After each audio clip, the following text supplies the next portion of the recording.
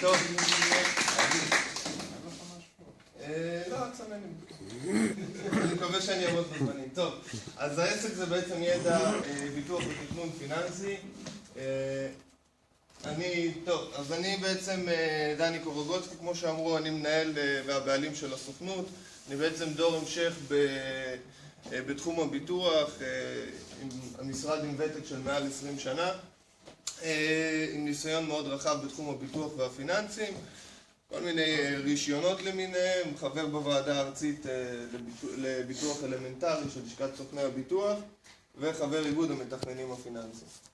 אז טוב, קצת ממה שאני עושה. בתחום הביטוח, המוצרים שאני משווק זה בעצם קודם כל נושא של פנסיה, תגמולים לעצמאים, ביטוחי מנהלים, קרנות פנסיה, קופות גמל, ביטוחי חיים, אם זה ביטוח חיים רגיל, ביטוח למשכנתא, ריסק ללא חיתום, זה אומר שגם אנשים חולים עם סרטן חס וחלילה וכל מיני דברים כאלה אפשר לעשות להם ביטוח חיים, נכות, אובדן כושר עבודה, תאונות אישיות, כמובן כל מה שקשור לביטוחי בריאות וסיעוד, תוכניות חיסכון, מחליפי פק"מים, ניהול תיקים, בעצם כל התחום האלמנטרי שזה רכב, דירה, עסקים, בתוך עסקים יש לנו את כל מה שקשור לחבויות, אחריות מקצועית, צד ג' וכדומה.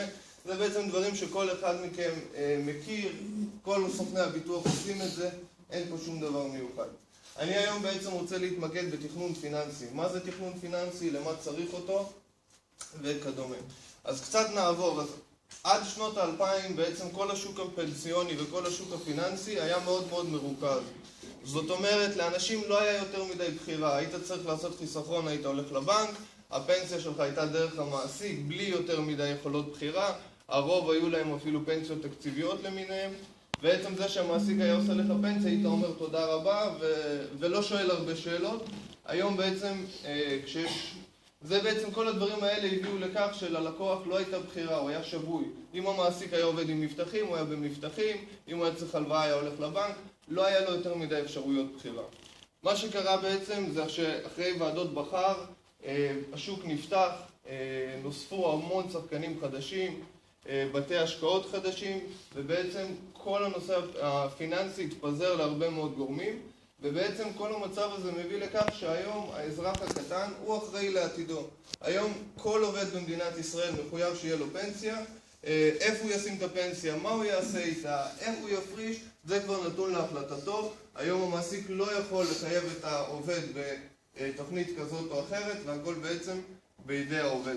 זאת אומרת שהמדינה בעצם באה ואומרת, אזרח יקר, העתיד הכלכלי שלך באחריותך, תעשה איתו מה שאתה רוצה. קצת בעיות, או נקרא לזה קשיים של ענף הביטוח, זה בעצם שענף הביטוח הוא שוק מאוד ריכוזי מבחינת ידע. זאת אומרת, רוב האנשים לא באמת מבינים מה הם קונים, על מה הם משלמים, כל הנושא של צרכים וצרכנים משתנים, כל הזמן יש שינוי של גם צרכנים, גם של הצרכים של אותם אנשים. נושא בעייתי נוסף זה שינוי בעלויות. קנית היום פוליסה של 100 שקל, עבר שנה, שנתיים, 5, פוליסה כבר עולה 300 שקל, אנשים קשה להם לתפוס על מה הם משלמים, כמה הם משלמים, במיוחד שיש קצת קושי בלהבין על מה הם משלמים, והדבר הכי חשוב נקרא לזה שיש קושי בהבנה, בטיפול, במעקב אחרי כל הביטוחים האלה, כי אנשים בדרך כלל לא כל כך מבינים. מה שקורה בעצם שהלקוח שלנו מוקף בהרבה מאוד מוצרים, שכל מוצר מישהו אחר מנהלו.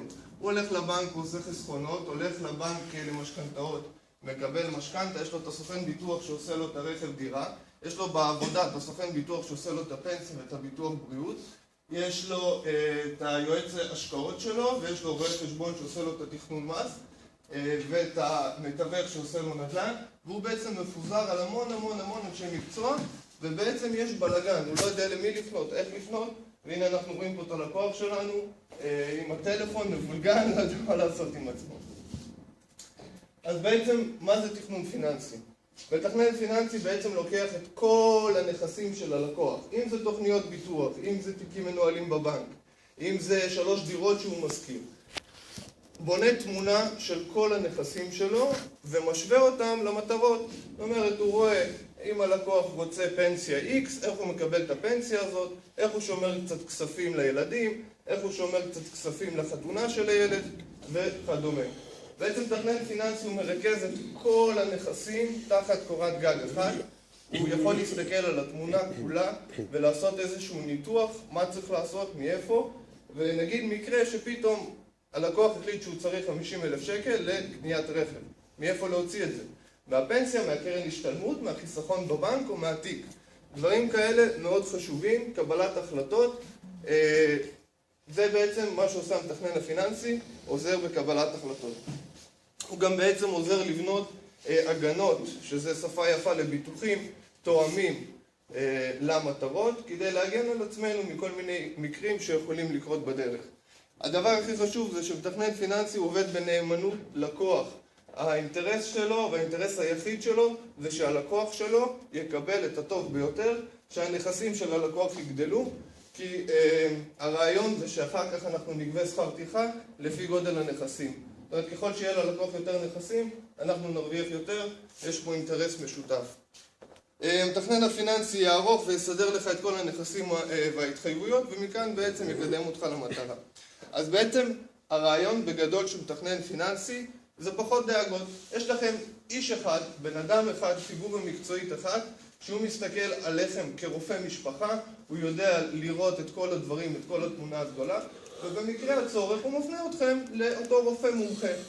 זאת אומרת, צריך משהו, מפנה לרואה חשבון. צריך משהו, מפנה לעורך דין. אבל אני יודע לשבת ולהסתכל על כל התמונה, מה צריך, אם צריך עורך דין, לא צריך עורך דין וכדומה. בעצם הוא גם מבצע ניהול ובקרה, ורשמתי פה GPS, כי כמו ב-GPS, אתם נכנסים לאוטו, אתם רושמים לו לאן אתם רוצים להגיע, איזה מטרות, הוא בונה לכם מסלול ומתחילים לנסוע. מתחילים לנסוע, כמו בחיים, לקחתם את הפנייה הלא נכונה. עליתם על המחלף הלא נכון. ה-GPS ישר לוקח את המצב, עושה ניתוח מחדש, ומתקן אתכם, מחזיר אתכם למסלול. זה בעצם תפקיד של מתכנן פיננסי. המתכנן עובד מול כל הגורמים שקשורים לאותו לקוח, והוא אחראי לדאוג שהוא לא ייפול בין הכיסאות.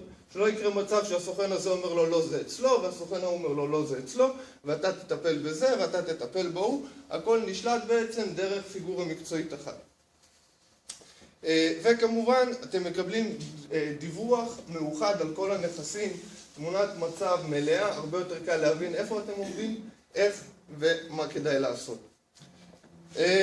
טוב, אז בעצם הפניות טובות עבורי זה משקי בית שמעוניינים לעשות סדר בכל התחום הפיננסי שלהם, משקי בית שמעוניינים לקחת אחריות על עתידם הכלכלי, משקי בית שמעוניינים בחוות דעת,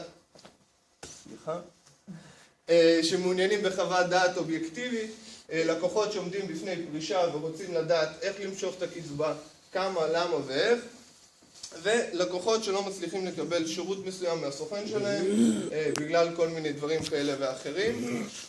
תודה רבה.